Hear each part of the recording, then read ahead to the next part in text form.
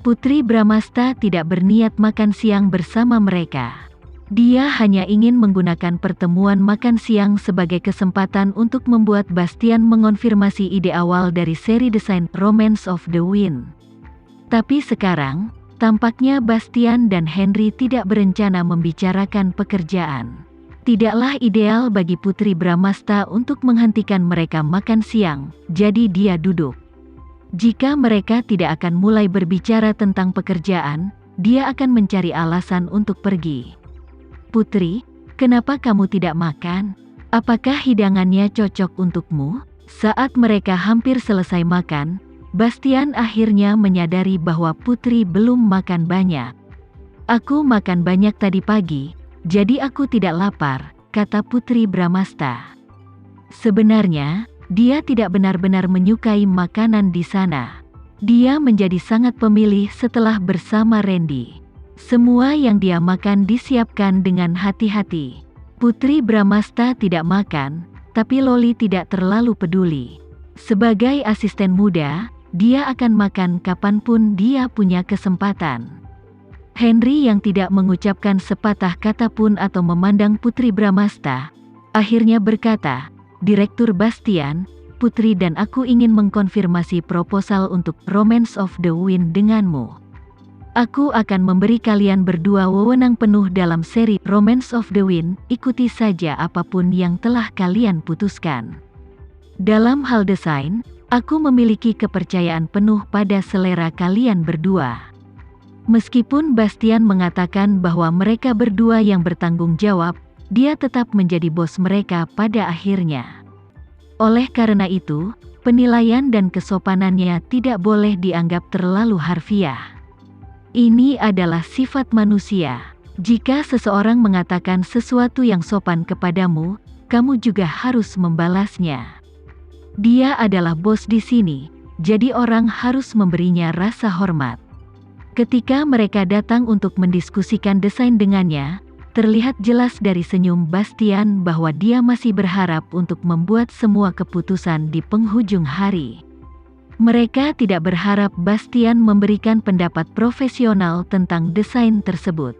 Lagi pula, Bastian adalah seorang manajemen yang benar-benar tidak tahu apa-apa tentang desain.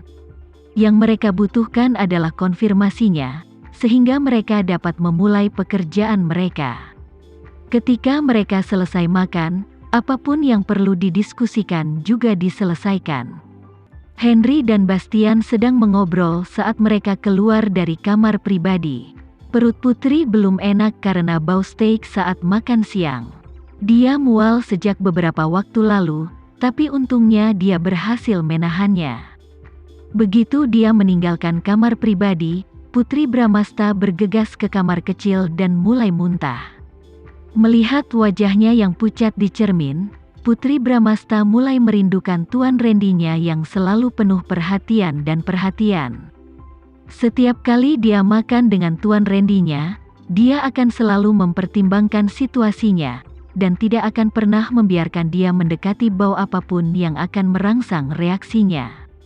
Sayang, Ibu merasa sangat tidak nyaman. Tolong jangan nakal, oke? Mengetahui betul bahwa bayinya belum terbentuk menjadi manusia, Putri Bramasta masih merasa bahwa bayi tersebut dapat memahaminya, sehingga ia akan selalu berusaha untuk berkomunikasi dengan bayi tersebut. Dia tidak tahu apakah itu hanya masalah psikologis, atau bayinya benar-benar dapat mendengarnya, atau mungkin dia baru saja selesai muntah. Putri Bramasta merasa jauh lebih lega. Dia menangkup segenggam air dan membasuh wajahnya. Dia menarik napas dalam-dalam dan berkata pada dirinya sendiri, "Aku bisa melakukan ini." Tepat ketika dia bersorak di depan cermin, pintu kamar kecil didorong terbuka. Sosok yang tinggi masuk dan mengunci pintu di belakangnya. "Itu Henry lagi, itu dia lagi. Dia selalu muncul. Dia ada di kamar mandi wanita dan dia bahkan mengunci pintu. Apa yang ingin dia lakukan?" Putri Bramasta segera mundur beberapa langkah dan tergagap. Apa yang ingin kamu lakukan?" Henry mendekati Putri Bramasta perlahan, dan hanya dengan beberapa langkah, dia memaksa Putri Bramasta ke sudut, tidak menyisakan ruang untuk melarikan diri. Putri Bramasta meraih ponselnya, tetapi karena dia terlalu gugup, ponsel itu jatuh ke tanah. Dengan suara keras, tepat ketika perhatian Putri Bramasta teralihkan, Henry meraih tangannya dan membungkuk untuk mencium keningnya. Putri Bramasta bisa merasakan aliran listrik menembus tubuhnya. Dia ketakutan. Dia ingin mendorong Henry pergi. Namun, Henry menariknya ke dalam pelukannya erat-erat dengan salah satu lengannya melingkari pinggangnya. Dia berbisik di telinganya dengan sinis, "Putri, kamu tidak bisa melarikan diri. Aku pasti tidak akan membiarkanmu melarikan diri kali ini. Kamu gila? Aku sudah memberitahumu dengan sangat jelas. Aku tidak mengenalmu. Aku punya suami dan aku punya anak. Apa sih yang kamu inginkan?" Teriak Putri Bramasta keras. Dia tidak tahu bagaimana dia bisa berpapasan dengan psikopat ini. Henry menangkupkan wajahnya dan berkata, "Aku tidak mempermainkanmu. Aku hanya mencoba mencari cara untuk meninggalkan kesan yang mendalam." "Lepaskan, psiko." Putri Bramasta mencoba yang terbaik untuk melawan.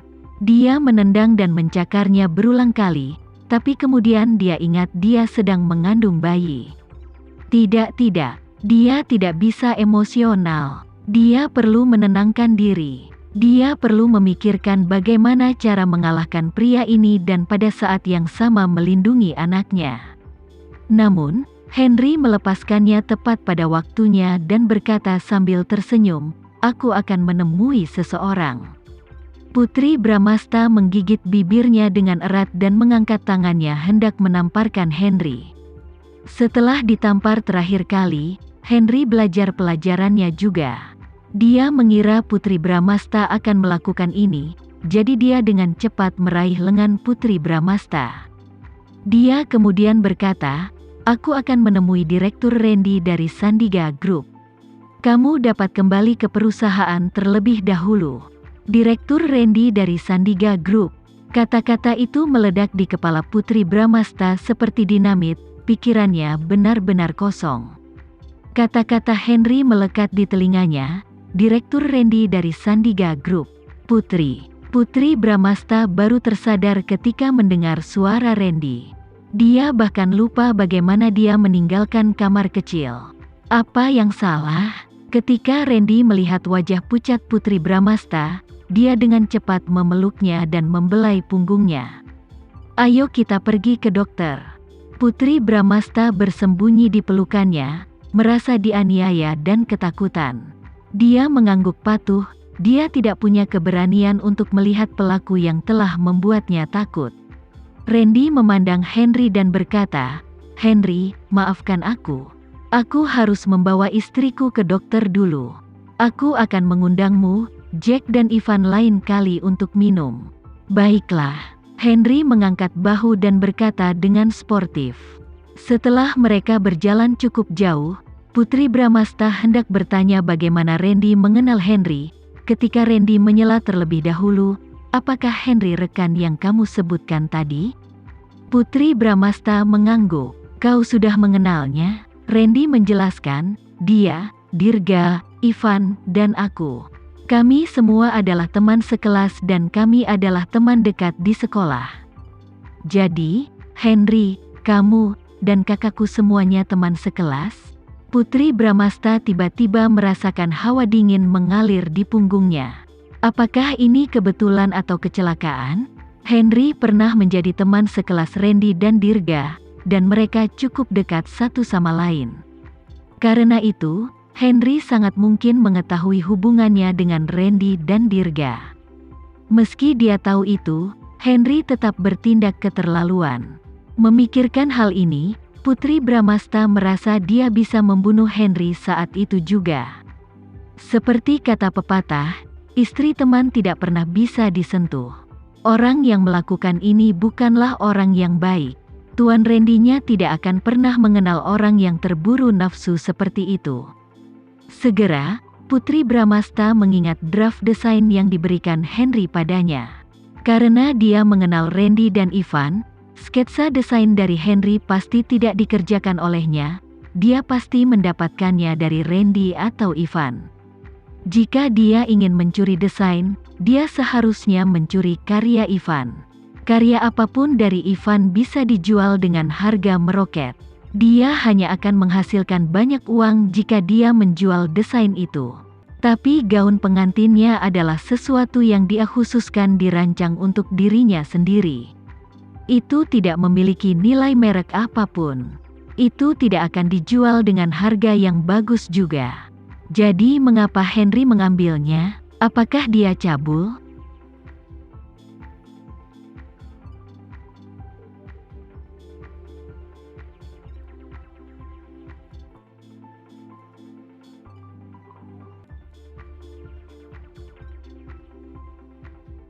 Sekian dulu ya video kali ini, kita lanjutkan lagi videonya di lain waktu.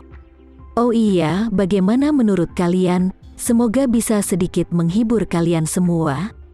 Untuk teman-teman yang baru nonton, jangan lupa subscribe ya, hehehe.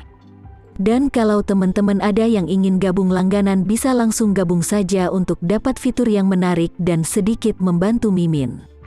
Terima kasih banyak sudah menonton, sampai jumpa lagi, bye-bye.